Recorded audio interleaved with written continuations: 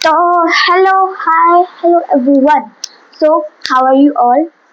तो मैंने कल समर कैंप की डिटेल्स और शेड्यूल की वीडियो डाली है, आप सबने देख ही ली होगी। हमारा समर कैंप कल से स्टार्ट है। तो आज हम करेंगे वोकैबुलरी। इसमें हम 5 वर्ड्स लाई हूँ। उसमें हर वर्ड का meaning, sentence, antonym, सिनोनियम, same Hindi में भी अर्थ, वाक्य, अर्थ, वाक्य और उसका विलोम शब्द और उसका पर्यायवाची शब्द। तो हम स्टार्ट करते हैं। First word acumen. इसे प्रोनाउंस कैसे करेंगे? एक्यूमन। ठीक है। Meaning the ability to make good quick judgments and decisions. एक ऐसी एबिलिटी जो अच्छे डिसीजंस और जजमेंट्स करता है। Antonium stupidity, synonym brilliance. Sentence her sharp business acumen quickly earned her a promotion. कि उसका जो शार्प बिजनेस था उसने हेल्प करी जल्दी से उसका प्रमोशन लेने के लिए। फिर हिंदी वर्ड सेम है। एक्यूमन सूझबूझ। अर्थ त्वरित और प्रभावी निर्णय लेने की क्षमता, जल्दी और अच्छा निर्णय लेने की क्षमता।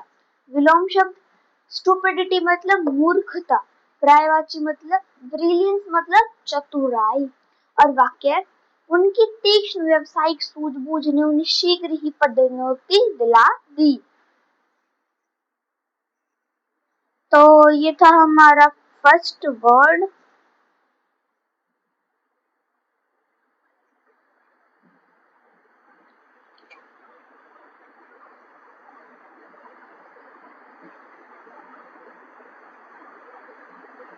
You can write it.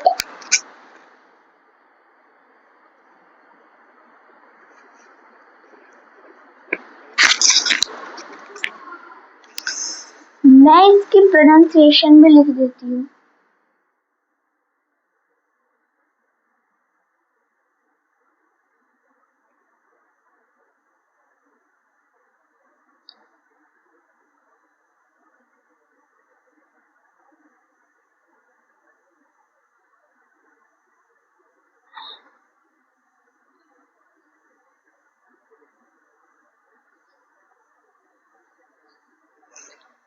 Acumen.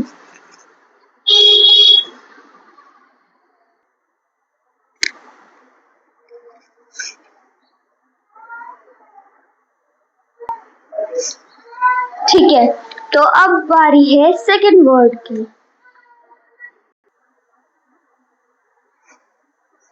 Okay, सो ये रहा हमारा सेकंड वर्ड जो है बेनाइन। ये रही इसकी प्रोनाउंसिएशन बेनाइन। इसका मीनिंग होता है kindly and mild in nature, जो मतलब काइंड हो और उसका नेचर शांत हो। एंटोनियम क्रूर। सिनोनियम फ्रेंडली। सेंटेंस है the tumour was thankfully benign. The tumor was thankfully benign, requiring no further surgery.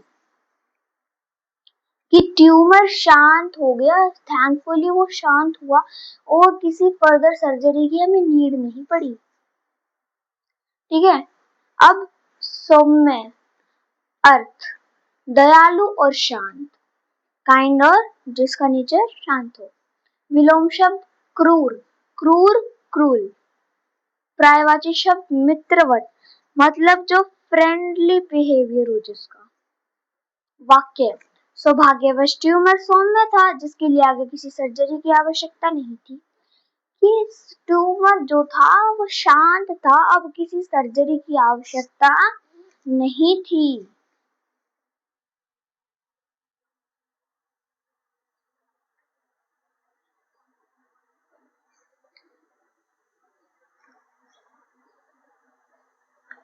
ठीक है, ये था हमारा सेकंड वर्ड।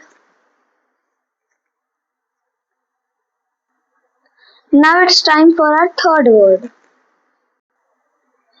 तो ये रहा हमारा थर्ड वर्ड जो है कंडोल। ये रही इसकी प्रोनाउंसिएशन। ठीक है, जिसका मीनिंग है To accept and allow behavior that is considered normally wrong or offensive, कि ऐसे बिहेवियर को अलाउ करना जो नॉर्मली गलत है। इसका एंटोनियम है पनिश, सिनोनियम है फॉरगिव, उसे छोड़ देना। Sentence in school has a strict policy and not condone any form of bullying. School में एक पॉलिसी है कि किसी भी दुर्व्यवहार मतलब बुली करने वाले बच्चे को अलाउ नहीं किया जाएगा, एक्सेप्ट नहीं किया जाएगा। फिर इसकी हिंदी में है क्षमा करना। अर्थ ऐसे व्यवहार को स्वीकार करना और अनुमति देना जिसे नैतिक रूप से गलत या आपत्तिजनक माना जाता है। विलोम शब्द दंडित करना, पर्यायवाची क्षमा करना। वाक्य स्कूल की सख्त नीति है और वह किसी भी प्रकार के दुर्व्यवहार को बर्दाश्त नहीं करेगा, कि वह किसी भी दुर्व्यवहार को बर्दाश्त नहीं करेगा। स्कूल का ये नियम है, रूल है, नीति है। ठीक है।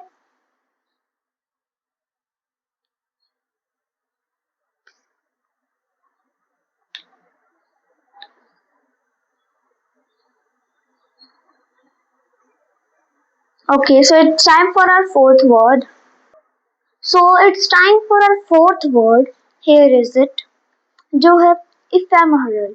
ये रही इसकी pronunciation. Meaning lasting for a very short time. Transient जिसे हम कह सकते हैं एक word में, मतलब जो बहुत कम टाइम तक रहता है। Antonium permanent. Synonym momentary. Permanent मतलब जो मिटता ही नहीं है, बट इसमें होता है lasting और एंटोनियम होता है उसका उल्टा।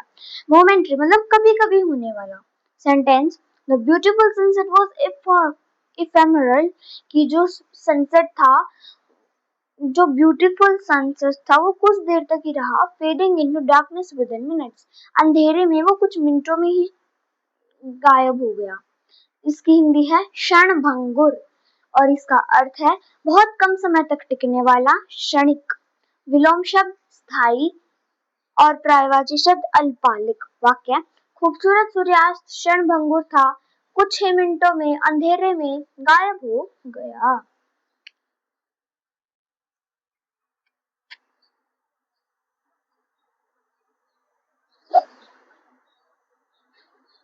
So now it's time for our eighth word. Sorry, eighth not, fifth. So here is our fifth word, that is lugubrious. ये इसके pronunciation. Meaning looking or sounding sad, जो sad लगता है हमें। Antonium cheerful, खुश। Synonym gloomy, gloomy का मतलब भी sad होता है। The sentence the rainy day and slow lugubrious music perfectly matched his somber mood. इसका मतलब है उदास, lugubrious का। फिर मीनिंग निराश, विलोम शब्द हसमुख, पर्यायवाची दुखी। वाक्य बरसात का दिन और धीमा, उदास संगीत उसके गंभीर मूड से मेल खाता था। So this is our fifth word.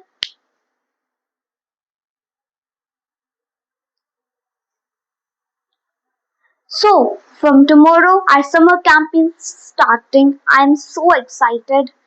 I want that many of you should participate in that, and you should also come in the winners of the week. So please participate and please join us tomorrow in our summer camp. Thank you.